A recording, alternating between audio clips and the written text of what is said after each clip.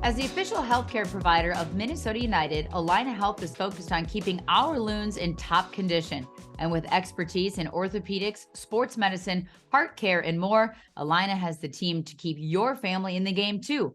The experts at Allina Health take the time to get to know you as a whole person, helping you achieve wellness for your mind, body, and spirit. It's an altogether better kind of healthcare. Learn more at allinahealth.org.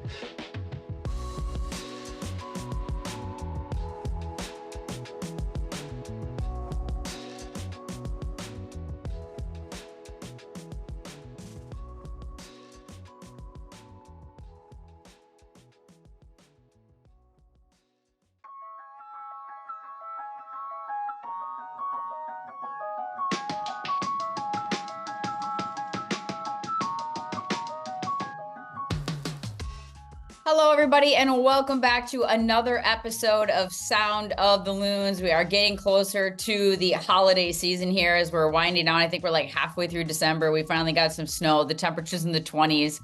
I haven't been complaining, though, because it's been really nice out. Having been a Minnesota native, I'm still not any more accustomed to or used to or liking the cold weather. But I do have Assistant Technical Director Hank Stebbins on with me. And I should say this. I want to actually double check this. When I call you Hank, the Assistant Technical Director, can you sort of give people like a lowdown on what that means and how much on the soccer side versus like the behind the scenes side, the legal side? I mean, what does that mean in the Minnesota United speak? Yeah, it's a great question. Right now, it's roster management, and that's what it's been since I've been here. And it's a larger role right now due to the transition we're going through. But it's a combination of technical soccer side and also roster construction. So my primary purpose, my background is as an attorney. And so it's to negotiate deals on favorable terms for Minnesota United and to get the best players possible and to do that in a way that helps us maximize our spending so that we can build an effective team. I'll also say the title is an interesting one. I was talking to my wife about it the other day because we used to go to parties and she'd be like, yeah, my husband's an attorney, like he's a partner at his law firm. And like, that's great, right? People would think, oh, so this guy's got it together. And now she says he's a assistant technical director. And she's like, people think you're like, you work in computers or something, like it's a little bit different. And so she doesn't love the title. I'll just say that. But yeah, it really is roster. I think in other American sports, it's similar to being an assistant general manager in charge of roster construction. I think that's the simplest way to put it. Well, that's what I was going to say, because actually, if she followed it up with assistant technical director with Minnesota United, you know, a professional soccer team, then I feel like everybody at the party would be like, wow, this guy's got a cool job. Like, no offense to attorneys out there, but it doesn't always sound as flashy, you know, as like maybe something that's in anybody that has a job that's somehow connected to college or pro sports seems to think you have the coolest job in the world. So she's got to throw that in there a little bit. And, you know, like my husband is in finance and I'm like, oh, he just like does spreadsheets and stuff. And my husband hates it when I say that because that's not really what he does all day. But right. So I understand that. But I think if she throws that in there, it might liven the party up a little bit. Think of all the questions you're going to get. Whether you want them or not, you're going to get them at the party. You're going to be the life of the party. Yeah, I'll tell her you said that, and hopefully it will go further. But she still says, even if it's for Minnesota United, people think you're like the computer guy, which I think is incredible. Like the guy that helps us with tech support, Alec, is incredible and a huge asset for us and a big part of the organization. So I think that there's a way I can spin it for sure, and I'll try to do a better job. Yeah, we're not taking anything away from anybody that is tech savvy because not at all. And I mean, we wouldn't be able to exist and function, especially with these Zoom calls and everything else, websites, everything's digital these days. So we're not taking anything away from those folks in any way, shape, or form. So I want to ask you then, you're building the roster from a legally standpoint. Obviously, you just said financially, what makes the most sense for the team from a number standpoint, but also the product on the field. What is your soccer background? Or even did you have any prior experience in professional sports when you talk about contracts? Because that's very different than other things in law. Yeah, it's a good question. Yeah, so my soccer background is, I grew up playing my whole life. I played as a youth player, played in college at a number of different schools, graduated from the University of Indianapolis, played there, got done, spent time playing the PDL as well for a number of different teams in Washington, Vermont, and then got into coaching immediately after that. So I was an assistant coach at Georgia State University, and then at Oregon State University. And while at Oregon State University, I went to law school at a university nearby. So I was a graduate assistant and went to law school at the same time. And so when I got out of law school, I always had an interest in working in professional soccer, and that's why I took the path that I did. And so when I got out of law school, I ended up staying connected to soccer through MLS Player Relations, and ended up doing a number of deals for players with agents. So stayed in the game representing players when they would negotiate their initial contract with an agent. And I think that's something a lot of people, fans of the game, don't always have a sense of, is how many agents soccer players often have when they're looking to do a move, because they'll often say, you have a mandate in this country, you have a mandate in this country, you have a mandate in this country, which means I'm looking for a move abroad. So I'm going to take agents from all these different countries, and each one is going to have the right to represent me in that respective country. And so that can get complicated. And so I worked on some of those deals, and also just deals for players within the league that are looking to sign with their first agent and maybe aren't as educated on the subject. So stayed connected to the game that way. Ended up serving as outside counsel for a couple of USL teams and MLS team. And that's how I connected ultimately with Minnesota United and ended up in this role. And there was a second part to your question, other than my background. I just talked about myself. Oh, that's and great. I'm forgetting the second part. People want to know the behind the scenes stuff, but that's what I was going to ask you is I think the second part of my question, I forgot too, but I think it was, have you worked in professional sports in this capacity before, which you also just answered. I got to ask you, Oregon State, like, how do you feel about the Final Four appearance? Like, did you know Hassani Dotson when he was there? Like, give me a little lowdown on that. I mean, they don't make it to the Final Four very often. Yeah, go Beavs. I'll say this. When I started in 2012 at Oregon State, they'd made the NCAA tournament one time in their history. And since then, I'm not going to get it exactly right, but I think they've been 4 or 5 times. So I deserve zero credit for that, but I'll take all the credit. Hassani is a player that came in actually his freshman year was right after I left. So we had identified him and we're in the process of bringing him in. And then I remember actually going back to watch another player they had there when I was practicing law, because this was a player that had contacted me about helping him with an agent. And I remember seeing Hassani and saying, that guy is really good. Mm-hmm. And somebody told me, oh, he's not a huge like professional prospect. And obviously that was wrong. He's been an incredible prospect. But yeah, I mean, Oregon State's done very well. And I think a lot of credit is owed to Terry Boss, who's now an assistant at Austin FC. He was an assistant when I was at Oregon State. He took over the program and did incredibly well, and kind of brought them to the forefront of the national conversation in college soccer. He left last year to take the position at Austin, but they've continued on the same trajectory. And they have some really interesting players who are certainly on our draft board, and I think will be on a lot of teams' draft boards. Yeah, I think that just is like proof in the pudding that, don't listen to what anybody tells you as far as like as a player. Like if like, oh, you're never going to make it. Oh no, you're not destined to do that, this level, that level, whatever. I mean, you just never know, and like teams' needs and how people thrive at the next level and what they do to get there. And so, yeah, I mean, I always think when we've had a lot of academy kids on this podcast throughout the year, and I just love it because they can tell you all of that along every step of the way. And then you have someone like Zarek Valentine on the podcast who's been there, done that, so I just think that's a good lesson learned, right? If someone's like, oh no, he's not a professional prospect, and it's not, sorry, my dog is using a chew toy that has a squeaker in it right now. So if the microphone, I can't hear it. It's not. Okay, it's not good. on Okay, audio, good. I promise. Okay, good. Of course, they find like the squeaker somehow in the thing, and I'm like, okay, that's gonna get annoying. But so yeah, I think that's a good lesson learned that you can't. And as a scout too, or as an organization, like, explain to us, that transitioning into the roster build. It's complicated enough to build MLS rosters and any roster professionally, but MLS especially has quite a few rules and regulations, and we can dive into that a little bit in some sort of fun way for the listeners. but also like as a team and a club, how much do you lean on individuals and scouts and other people's opinions when you still at the end of the day have to sort of develop your own thoughts and processes when you're building a quality roster?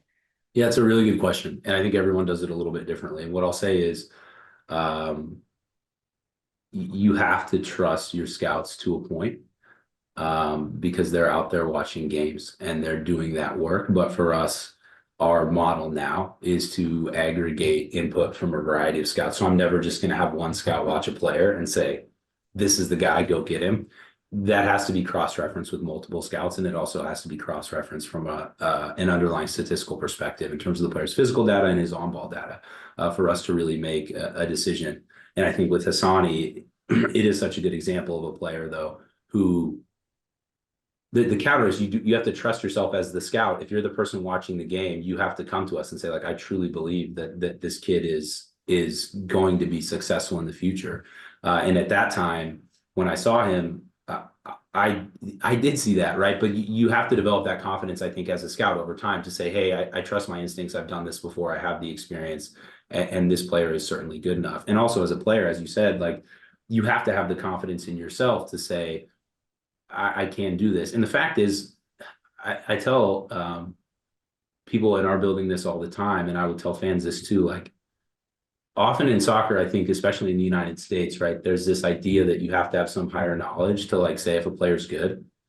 And the reality is, like, if you're watching a game and someone's winning every header and advancing the ball down the field and creating opportunities and taking chances, and that's what Hassani did in that game, like, you don't need to be a rocket science to say, like, you know what, that guy's probably pretty good, or that player's probably pretty good, and we should pursue them. And so I think that was one where sometimes an expert tells you, like, oh, this other guy's better. And I'll say this, the other guy I went to watch that day is not in the league, and he's not in the USL either, but Hassani is. So from every perspective, as a player, as a fan, and as a scout, I think there's value in trusting what you see. And certainly you want to cross-reference with data and you want to cross-reference with another scout. But if you see something, don't overthink it. If a player's good, you can generally tell, right? Yeah, and I think what's crazy about that is, like, Hassani was the 31st overall pick, and hence why he wears the number 31. But I also feel like too, like, it's not a clear-cut science in that regard. Just because you're the number 1 overall pick in any sport doesn't necessarily mean that he's going to translate to the next level. Or maybe it doesn't translate in that team, in that system, but you can go to a different team in a different system. So you have to develop this, like, this knack, some of it's gut feeling, some of it's data, some of it's the cross-referencing of opinions, be strong in, like, your opinion, but also there's probably a certain amount of things you got to get right to get the respect of the others that you're pitching these players and these ideas to. And but I think that's the nature of the beast, is you can be the number 1 overall pick, you can be the 5th round pick, and you just never know. Like, that's why we love sports, the unpredictability of it. 100%. That's absolutely why we love sports. And for us, it's a little less romantic because we're trying to eliminate the misses, right? But it is true, even when I look at our draft board now, and we just spent the past weekend at the college showcase, which is effectively the combine, by another name.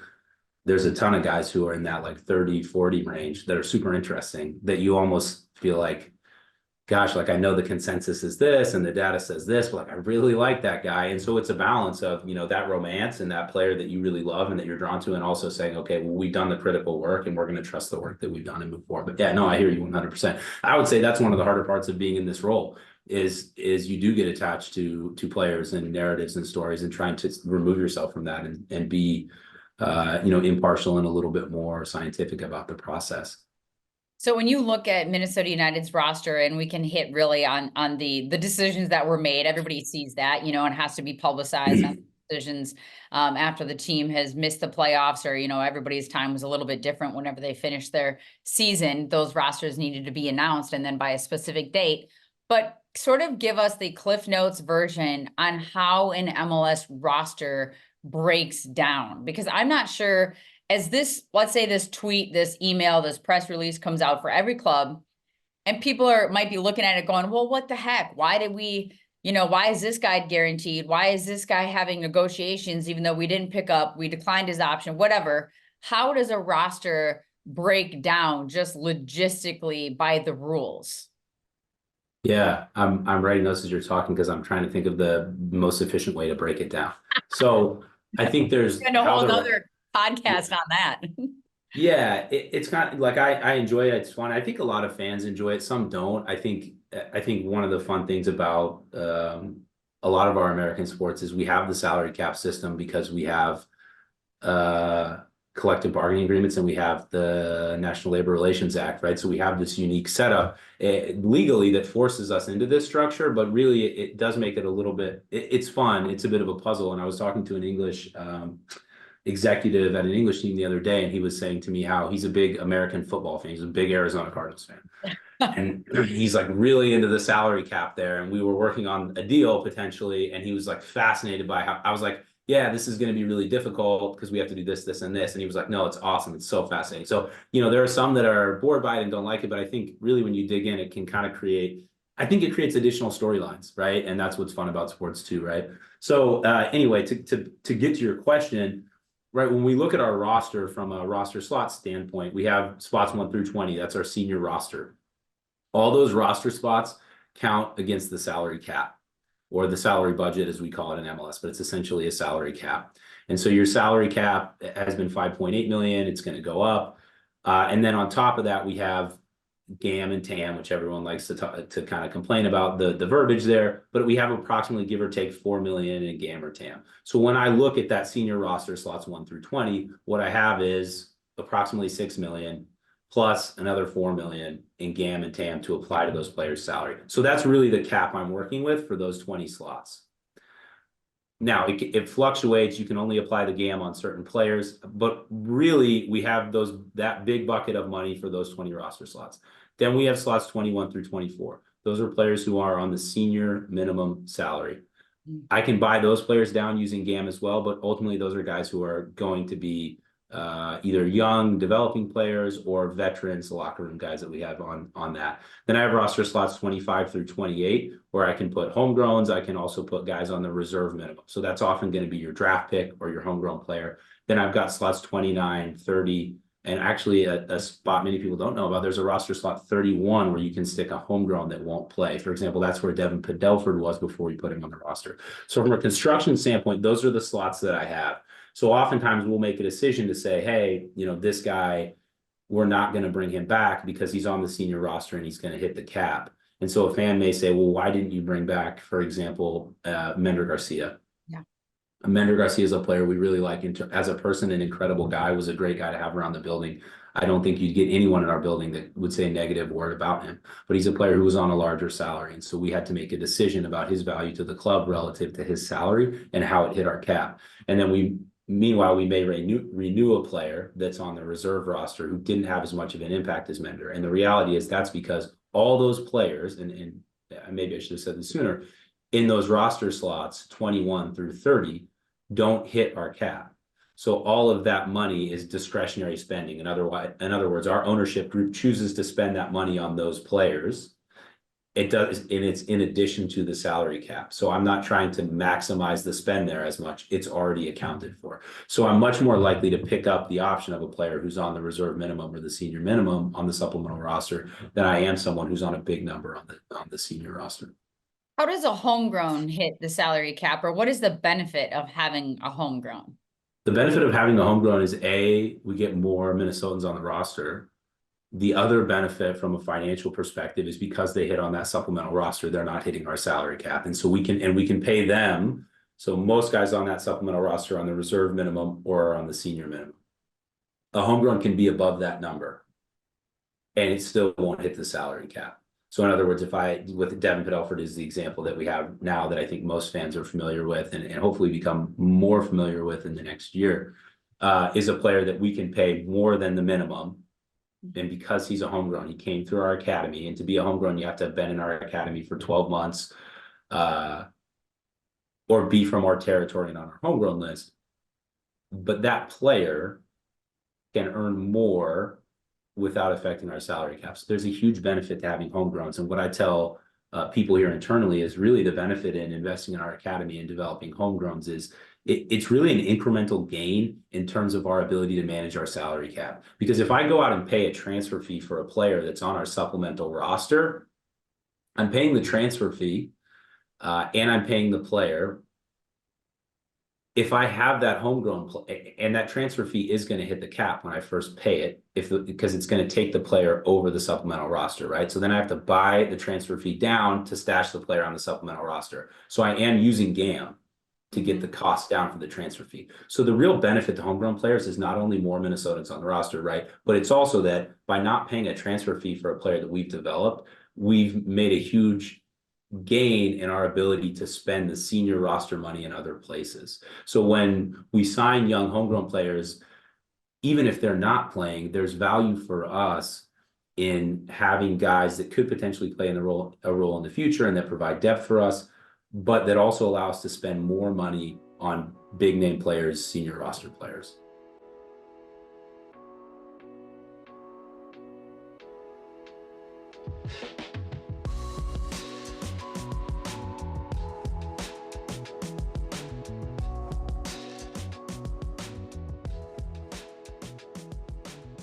There's no better time than the holidays to gift the game to the special Loons fans in your life. Everyone loves a snow opener, and with MNUFC's first 5 and holiday pack ticket packages, you can be there for the 2024 home opener and then some. Whether you want a spot at the first 5 games or just the first 2, these packages give you the flexibility and security you need to make sure you don't miss the beginning of the next chapter in Minnesota United history.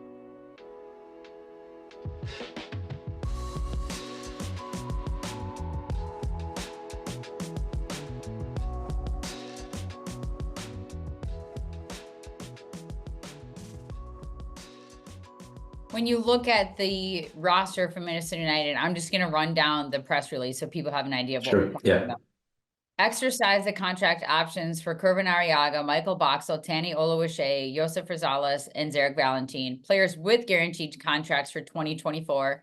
Ethan Bristow, Caden Clark, Sonny Dotson, Franco Fragapane, Bongo Clay Hongwane, Clint Irwin, Sang Bin Jong, Robin Lod, Mikel Marquez, Devin Padelford, Timo Pukki, Emmanuel Reynoso, Dane St. Clair, Miguel Tapias, DJ Taylor, Patrick Weah, and declined contract options, Bakai Debasi, Eric Dick, Fred Emmings, Mender Garcia, Jan Gregush, Emmanuel Iwe, Ryan Jiba, Ishmael Tajuri Shradi, Cameron Dunbar, Brent Coleman, and Will Trapper out of contract, but you're in some, according to this press release, which was back on December 1st, so it's who knows where it stands now, but undergoing contract negotiations with Cameron Dunbar, Fred Emmings, Ishmael Tajuri, Trotty, and Will Trapp. When you look at that current roster, that's a lot of guys that are still guaranteed for 2024. That is a good, solid chunk of the roster and guys that the contract options were picked up. How are those decisions made when you're looking at the pieces of the puzzle dollar amount? You're also looking at quality of roster decisions, positionally, what you need and what you don't need. But how are those decisions made? Is there a bunch of people that sit in a room and go down? Like how does that process work in Minnesota United, especially without having a chief soccer officer currently and a head coach? Yeah, it's a really good question, and I think this year was unique because of what you just said. And the way it happens is over a number of weeks, and it really starts during the second half of the season. So for each player, we have a statistical or data profile, physical data and on-ball value data, which is essentially what are they doing when they have the ball. And the physical data is how fast are they running, how much are they running, those sorts of things. And for each player, we essentially have like a dossier or a file, and it gives us all that information, and then it also has their salary information, in total, agent fee, all that. So essentially, how much do they cost? What are they providing us statistically? And then we also have a technical opinion that's written up from members of our coaching staff saying, here's our perspective on the player's performance. Here's what they've done. And also our performance analyst provides input on that as well. And so we then, part of it is you get in a room and you talk about it, but also to eliminate noise and bias. This year we had a process where everyone went through that dossier and made their own recommendation. And when I say everyone, I mean Sean McCauley as head coach. I mean Manny Lagos, who is currently our acting chief soccer officer. I mean myself, and I mean members of our data analysts and other members of our staff. So a core group. each made those recommendations. And then at the end of, we took each recommendation and built out what the scenario after that recommendation would look like. For example, a lot of times our coaches understand how the roster mechanisms work, but when they're making those decisions, they're thinking like, is this guy good? They're not thinking as much about often, although Sean is really adept in that space, they're not often thinking about how this will impact us financially. And so we have them make those decisions and then we show them, okay, well, here's the outcome. So you've done this and now you have 0 roster spots left and you don't have any money or something, right? Right, So right. we then tell everyone, okay, here's your outcome. Now go back and do it again if you want. And we did that, I think 4 times in total before where we ultimately ended up was something like a consensus. And there were really 3 players that there was differences of opinion on after we'd done that process. And then we got in a room and hashed out those 3 players and ended up with something we were comfortable with and proceeded with those players. This is such a tough subject. And I told, when I was asked to do this, I told our PR team, my goal is to be as entertaining as possible and to say as little as possible about what actually happened in some of the individual negotiations, just out of respect for the players. But that's the process we went through to get to where we are today. Well, and when you look at that, and that's why I think, trying to like pull back the curtain a little bit in the sense of just giving people an idea that these aren't just, I mean, these are thoughtful decisions that take time. It's not just like the decisions are made on a whim. There's multiple things that go into this, whether you're on the sporting side, the finance side, the legal side, and building a roster going forward, whether you have a current head coach or you don't, like, it doesn't really matter. This is a process for every team and every club is going through that and trying to find, what does that identity look like going forward? What does that style look like going forward? And the fact of the matter is a lot of these guys were already under contract for 2024. So some of those decisions are somewhat already made unless you're restructuring some sort of contract. But when you look at then, going forward and what you have to look forward to for the 2024 season, even though a lot of these decisions and these contracts are already, set in, they're guaranteed. What excites you the most about 2024 when you look ahead to the prospect of what the current roster looks like, what maybe slots you're looking to fill, the additions you want to make, what money you have to, I don't want to say play with, but you know what I mean, to utilize going forward? What excites the group the most? I think what excites the group is 2 things. A, there's continuity, and it may not feel like it when you look at that press release, but when you break it down, what you see is we essentially bring back a starting lineup. Right. And we bring back Timu, we bring back Ray, we bring Robin Lund will be healthy. We have Hassani in the middle. Excuse me. We have Bongi on the right. We have Fragapane available. We have a number of options on the left. And we bring back 2 center backs that served us well all year. So really for us, we have that continuity along the spine, and can we over this next window and really just provide a little bit of support and depth in key spaces and really look to be aggressive coming into next summer. For us, we feel like we're in a position where we can acquire assets within the league and put ourselves in a position to start the season in a really positive way, while also maximizing our spending, being efficient, and giving ourselves the resources to really go out and be aggressive in the near future. When you look at the way MLS is set up, we just talked about sort of what we call the combine or whatever they're calling it these days, the super draft, free agency, re-entry drafts, all these things. Do you guys have to sort of have a consensus on where you put the most value? Because I think in every club, you can clearly tell maybe one club values interleague trades more, quality in MLS veterans who've been there, done that, know the league, know the travel, know the climate change, all that kind of stuff. Some clubs that maybe value international players coming in more from elsewhere. Some teams value the super draft, like where does this group, when you guys all sit down, do you have to come to a bit of a consensus on that? Or is it a little bit of each, or, hey, if the player fits, that's what we're going with, regardless of where they're coming from? Yeah, I think right now our focus is on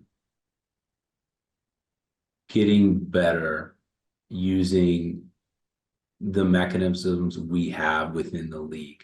I don't think that will, I think that's evolving, is I think the best way to put it. You know, we have a new sporting director coming in. He certainly has a perspective on where he wants to take the club, and I'll leave it to him to outline that. Sure. But what I can say with the group we have right now is we have a group with a depth of MLS experience and a belief that there is value in the league. And also, I would say in our domestic market, meaning Yep. the USL, meaning MLS Next Pro. And when you look at teams that are successful within the league, when you look at Columbus, for example, they are a team that maximizes the draft. They are a team that maximizes, they have more MLS Next Pro guys on their roster than any other team. And what that allows them to do is what I talked about earlier, which is to fill in the supplemental part of their roster with good players that they've developed or that they've drafted. So then they can go maximize their spend on the senior roster. So for us right now in the near term, the focus in our organization is how can we maximize this part of our roster so that we can go out and really maximize our spending on this upper part of our roster. Well, I think the beauty of it is too, right? There's no right or wrong answer. I mean, we saw it in MLS Cup a little bit this year. You have LAFC in it again, you know, with a lot of international players, more maybe league veterans in this last roster for LAFC than previously.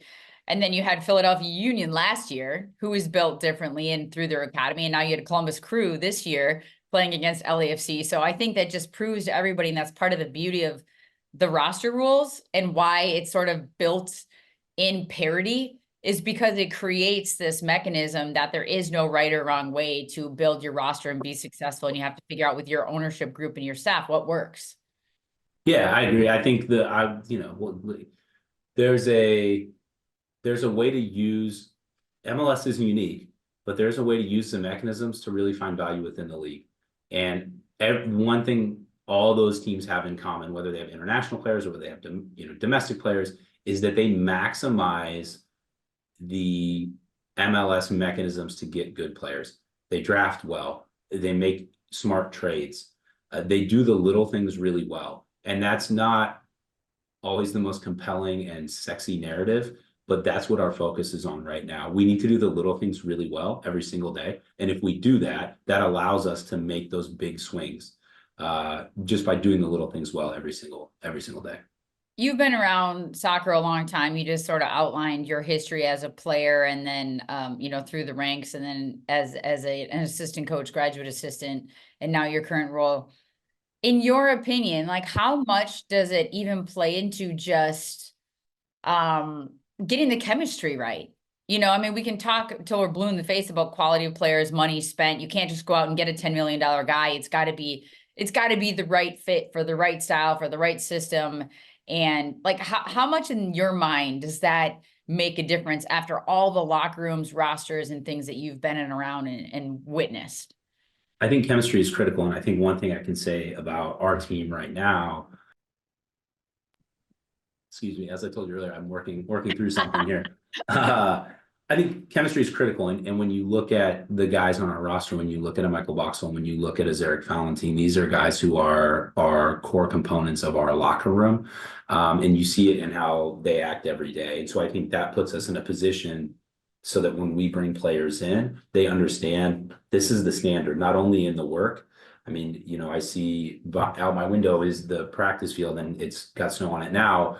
But until it snowed, Michael Boxall was out there nearly every day running 18s, doing the work. I mean, he's here doing the work. So it sets the standard in terms of the work. And then when you have a guy like Zarek, he sets the standard in terms of personality. So when folks come in, they know, look, hey, we're going to treat people the right way. We're going to have a culture where everyone communicates and everyone gets along. So yeah, I think chemistry is absolutely critical. You know, it is a challenge to say, hey, we're going to go acquire this player from this country. And certainly we meet with the player and we talk with them and we do everything we can to get to know them, but you never really know how the chemistry is going to be until they're in the room. We do everything we can to take it into consideration, but it's certainly not an exact science. Well, especially when they're like life happens, right? I mean, some of these players are young. It's the first time out of the country, first time in the US, or maybe they have a family and their families are back home. And so, I mean, there's all sorts of things. This isn't just like these guys are robots making this switch and making this change. It's like real life when these guys make these moves. So a lot goes into it. When you look at the SuperDraft coming up this year, what does that look like for this club at this moment? And I mean, I'm not asking you to tell me who's on your board, but what does that look like for you guys heading into 2024? And how much value do you, I know we talked about Hassani, we've talked about Dane. I mean, Chase Gasper was in that crew as well back in that time in 2019, I believe it was. So what does it look like for you guys? Yeah, it's interesting. I'm really excited about the draft and excited about the draft process, and we've done a ton of work on that. A number of guys on our team.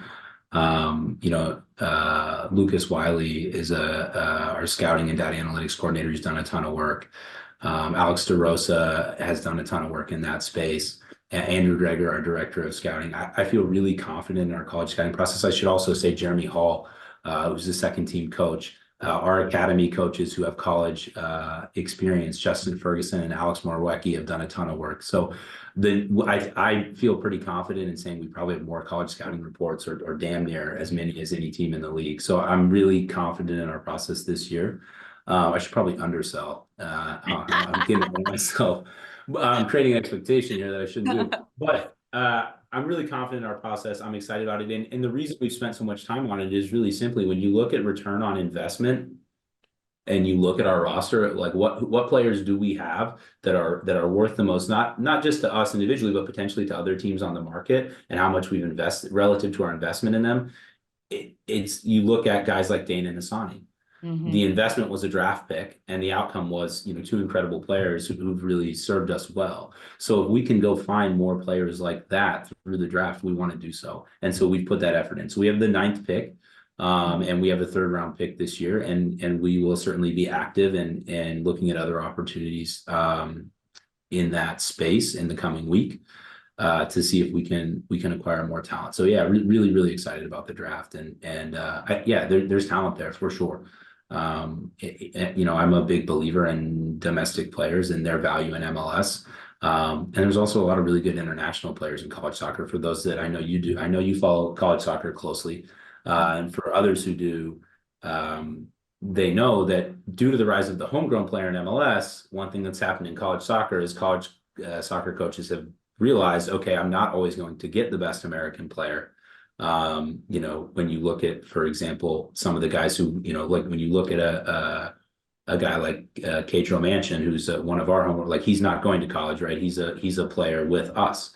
So a college coach says, well, what do I do? And they've gone out on the international market. So more and more that top 10, that top 20 is a lot of international players, which makes it interesting, right? Because then we have to do the analysis and do we want to use an international spot on a college player?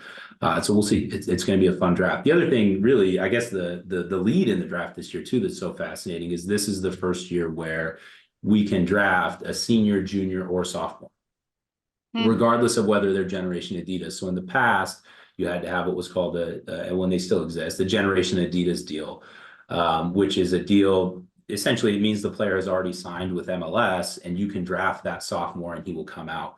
But unless you had a Generation Adidas deal, you couldn't be drafted if you were a sophomore and junior. And now you can draft, and the league, Aleko Eskandarian and David Scholl at the league office have done a ton of work to kind of reframe the draft process. And now it's exciting because we can go out and look at a much larger market of players and try to find value with some, guys that are sophomores or juniors that are just developing that we think could have a lot of value in the future. So let's say on that point, does that mean if you draft a sophomore, then they come out and they don't go back to school, or how does that work? I'm thinking of like the hockey, right? How many guys get drafted, but then they go play college hockey and then they join their professional team, like when their college career is done. That's not what you're talking about here. They would come out of college. Okay, so you got me. Like I'm pretty solid on most sports. I'm from Oregon. Hockey, and I'm not as good on. So like, that's the one I don't feel confident in that space. I'm just gonna put the flag up right now. So I don't know hockey, but what I can say is either or. So we could draft a sophomore and that player could choose to come out. He also could say, I'm going to stay in school. Got it. And go back to college, in which case we would keep his rights all the way through his senior year, and then he could join us. Yeah. So it sounds similar to what you're describing. Yes. Okay. And then, so if they came out as a sophomore, what team would they have to go into? Your first team? They have to be on a first team roster spot? Either or, that we could, Okay. they could take a first team roster spot. We also could offer them a second team deal. Okay, got it. Could be either one. It just depends on the player, what they want. And certainly, we'll contact college. If we're going to draft a sophomore, we're going to speak with their coach and say, Right. if they don't have an agent, for example, and say, hey, does this player want to come out? Will he come out? What are what are your program's needs? We want to maintain those relationships. And I think we have, we have a lot of guys in the building who've spent time in college soccer. So we have a pretty good network there, and we'll try to maximize the opportunity to, take some young players that may come or may just be an investment that matures in college and then comes out later. Yeah, I know. I feel like it's so different. I mean, I'm super old, but it was so different, and even on the men's side in that space where the advancement and the maturity of some of these college players from a skill set is so different when they're even in their freshman, sophomore year because of the soccer they're playing leading into that, or the level they're playing at, or maybe they're already in a pro environment. Maybe they're training, in some of these systems in the academies or the different club teams that they're even playing. It's so different now that drafting a sophomore doesn't seem that crazy as maybe before. It felt like, oh my gosh, this kid's so young. He's not going to be ready for this. It's so different now. Would you agree? Yeah, 100%. I mean, I think at every age, players now are better. Like when I think about myself and kids now, like it's not even close. It's like, it's like technology, like it doubles every 10 years. I don't know the rule exactly, but that's what it's like. So when I go watch a college game now, the level is higher than it used to be, even with a lot of the homegrowns choosing to stay in clubs. So yeah, I mean, if we're drafting a freshman or sophomore, that's a player that we believe, could definitely have a second team impact now and could have a first team impact in the future. And they are so much more mature in the sense that they understand the environment they're coming into in almost every case. It's very rare that we interview all these kids at the combine, and it's very rare that they haven't been in something like a professional environment. It may be a high level academy, but like their comfort with, sports science and the work that's expected of them every day is really high. So we expect anyone we take to be able to transition pretty smoothly into our process. Well, I know there's no rest for the weary here, and I've just taken up 45 minutes of your time where you probably got like a pile of emails that have flooded your inbox and everything else. And I know you got the draft coming up, and then we got to throw the holidays in here, which just, you work right through that. I'm sure your wife is thrilled with that. But either way, that's the nature of sports, right? You get in this bad boy and there are no days off, really. There's no downtime. There's no off season. So I appreciate you taking the time. I look forward to what 2024 looks like for this club and seeing what the next iteration looks like. I mean, I know it's going to be, you just laid it out. I mean, we just talked about the guys that are already under contract, guaranteed for 2024. It's like the spine of that team, the core group, some of the veteran leadership that exists on that roster. I think it can only mean good things going forward. And then once you get the chief soccer officer over here and a head coach in place, I mean, I can only imagine the good things to come for this club. So I appreciate you taking the time today. Awesome. Thank you so much. It's been great talking with you. I hope to talk again soon. Thanks, you as well. Have a great day, Hank. Appreciate it. Thanks. Bye. All right, everybody. Thanks for tuning in to another episode of Sound of the Loons presented by Allina Health. And we'll catch you hopefully next week before we get into officially Christmas season. Have a great day, everybody.